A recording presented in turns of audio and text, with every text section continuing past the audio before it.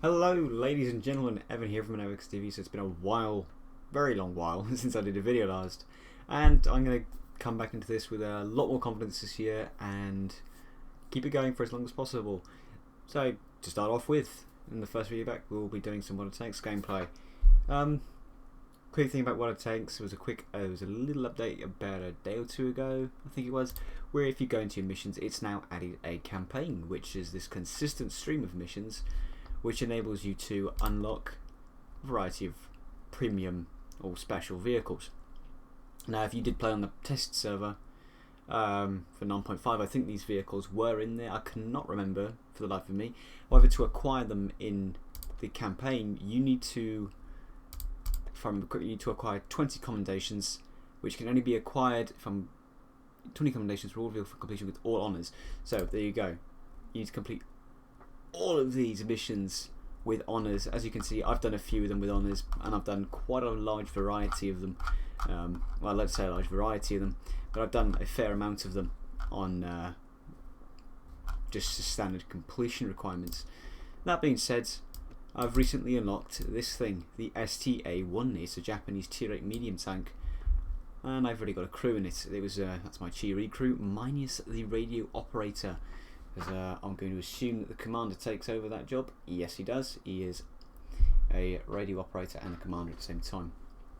So that being said, this is pretty much my newest tank, so it's going to be something I want to put gameplay out with. I'm going to have a couple of, I think I've got a replay or two in my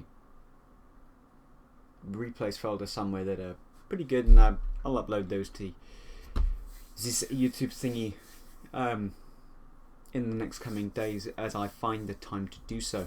So let's see, what have we got here? So it's a tier 8 match. With the STA-1 I found that it's fairly decent matchmaking. I say this now, but knowing World of Tanks matchmaker, it'll only bend me over in the next 2 matches or so. So yeah, tier 8 Japanese tank, fairly decent. It's a large step up, I'd say, when it comes to the armour and the weapon, the main cannon it gets in comparison to the previous 3 tanks, which has been the same gun all the way from the tier 5 to the Chi-Ro or whatever, I can't remember the names, and the Chi-Ri. The only difference between the tier 7 and the tier 6 and 5 variant is, well, the tank just gets a little bit bigger, I think it retains the same armour values, but it does get the auto-loading gun, so it's a slight difference. However, that auto-loading gun is probably the only thing that's worth getting the Chi-Ri for.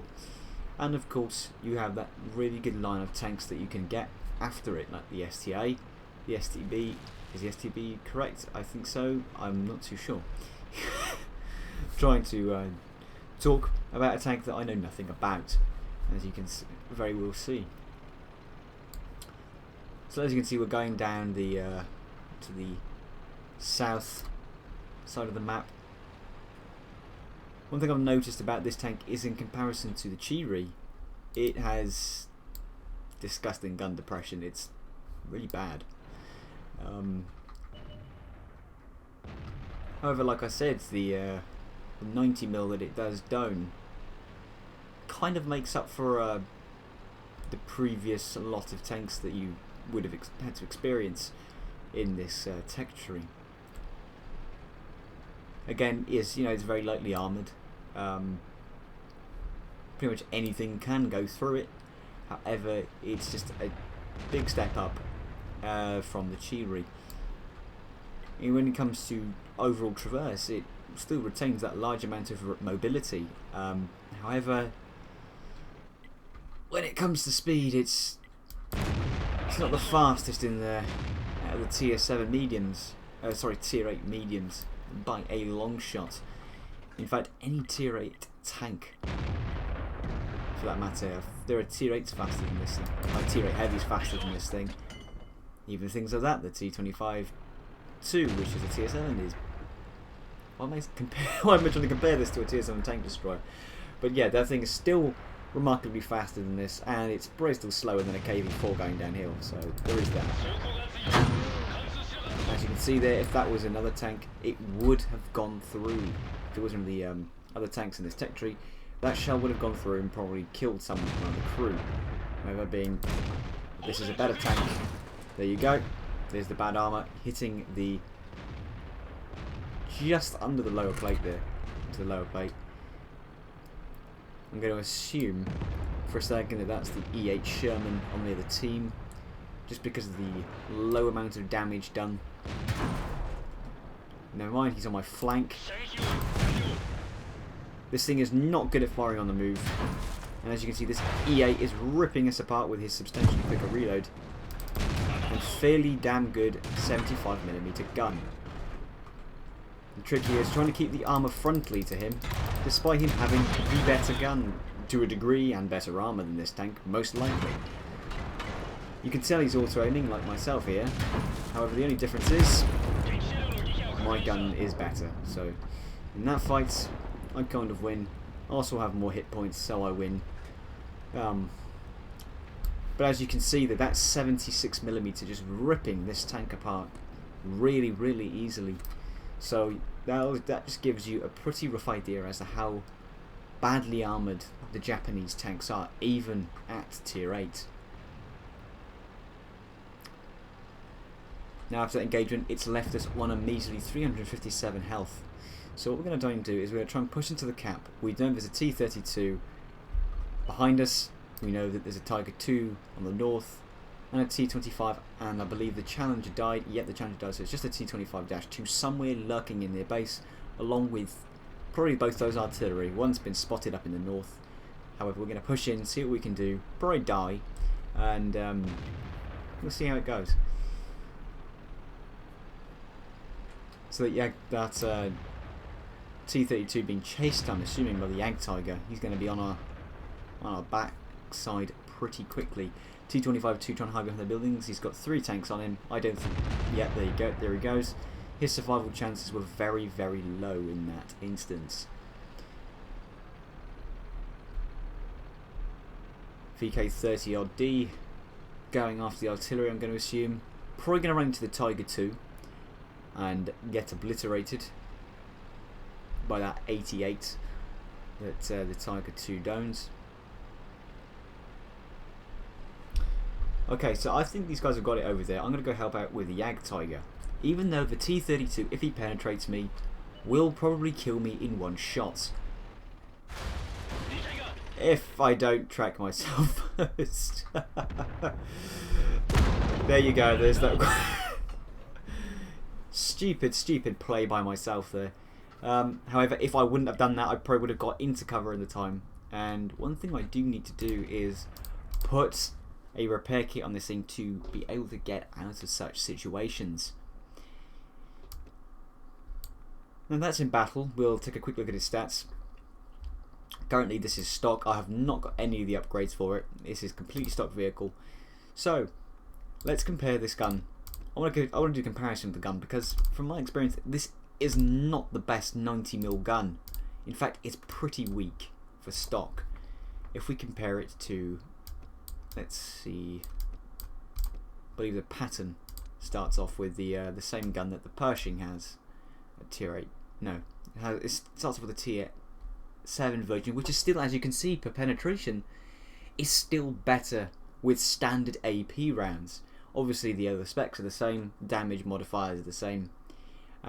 There's nothing different about it aside that the gun on the Japanese tank is yes, it's a tier 7 gun. However, it's a lot lighter than the American tier 7 90mm. Now, if we go into let's bring up the stats for the top gun on the Pershing here, which is this bad boy here, and then we'll go towards, where are you, you beauty? We'll go here. We'll get, that's a tier 9 90mm gun, so we'll compare it to the next best thing.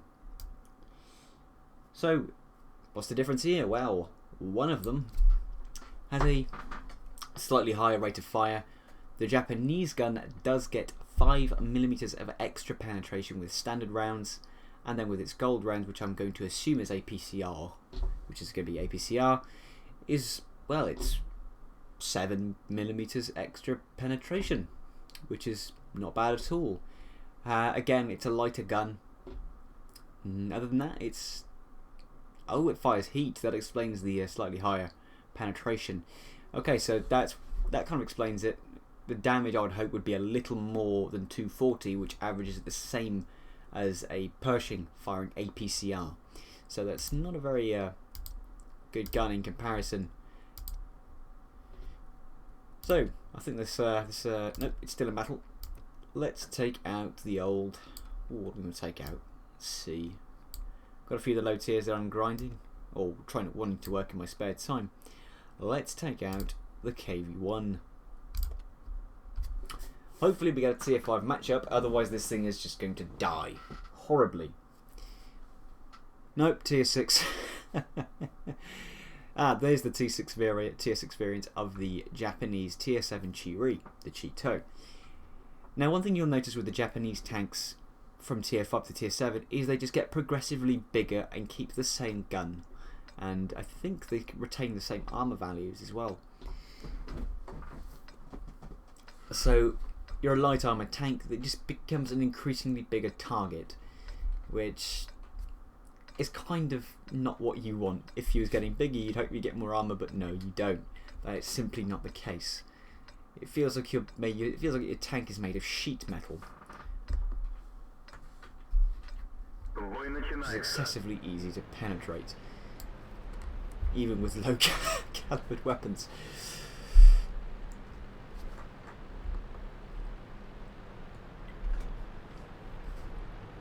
So what we're going to do is, actually I'm not going to go that way. Having just realised that the entire team is pretty much going to Lemming over there, I'm going to go and support on the western flank, or my east, the map's west. So there's one of the new British Sherman 3s. By the looks of it, coming across the bridge in the centre, and it's probably not a wise move to do. And judging by that amount of health, he's probably stock.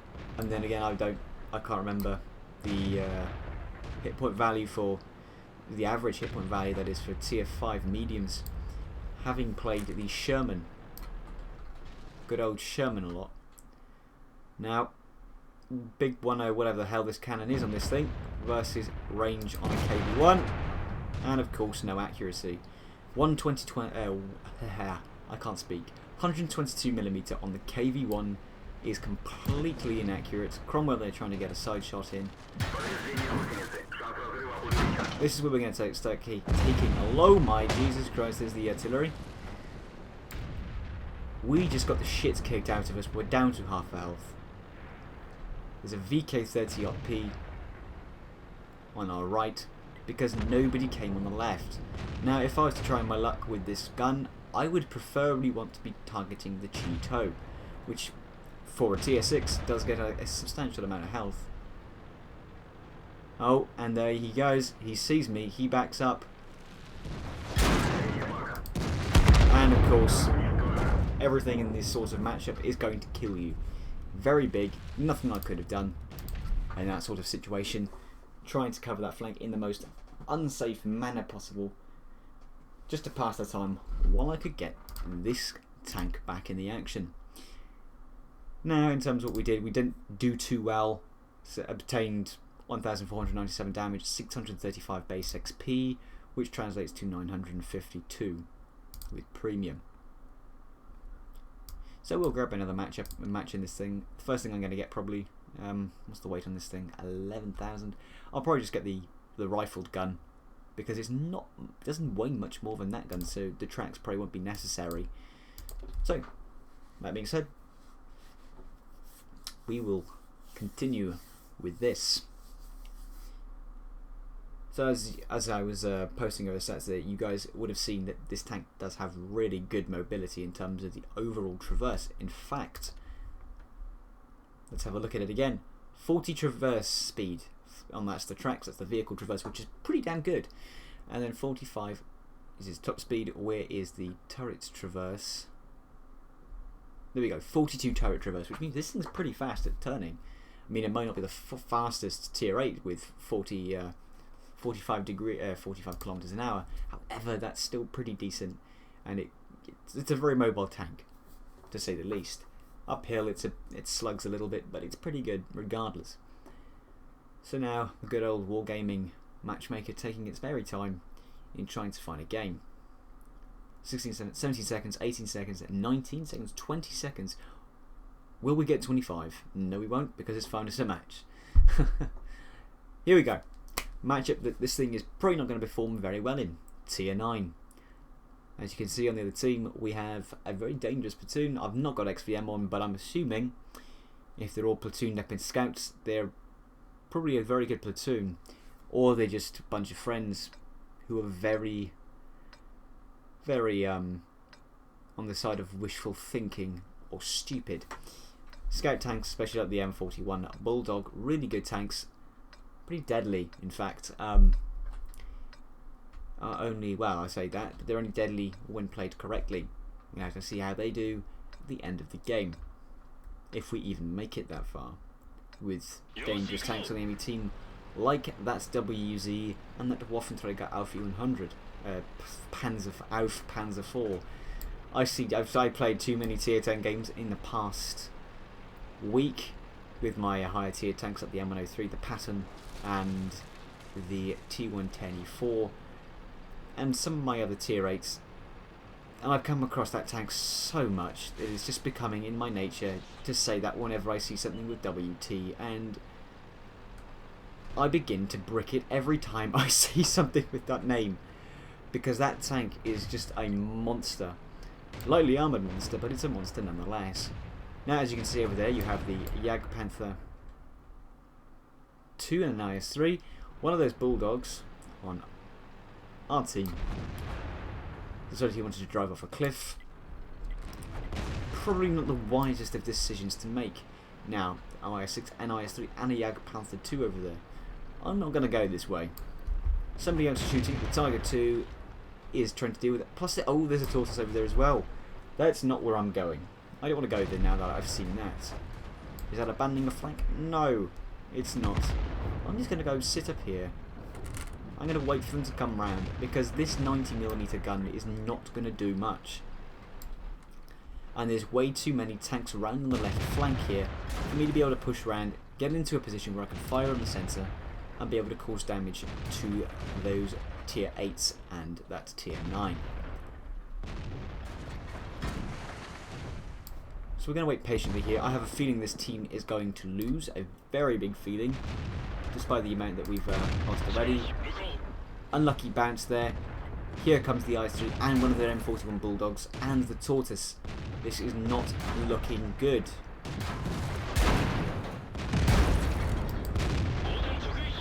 That Tortoise, of course, having a bloody damn good reload for what it is. This T-54 trying to cut me off like an idiot. Getting me hit so he can get away. And now we're getting shot in the back. Nothing I can do. Death is imminent. Might as well sit here and die. So, again, what would I say the STA is? To me, personally, I think it's similar to this playstyle, how you would play something like its lower tiered variants like the Cheery, the Cheeto, and Tier 5. And also, I like to think like the American mediums, they're more of support tanks than anything. They can perform okay on their own. However, for the most part, they need a really good team to carry them. Because if you notice between the stats, like on this thing, we'll go and grab the Pershing's stats quickly from the tech tree. America.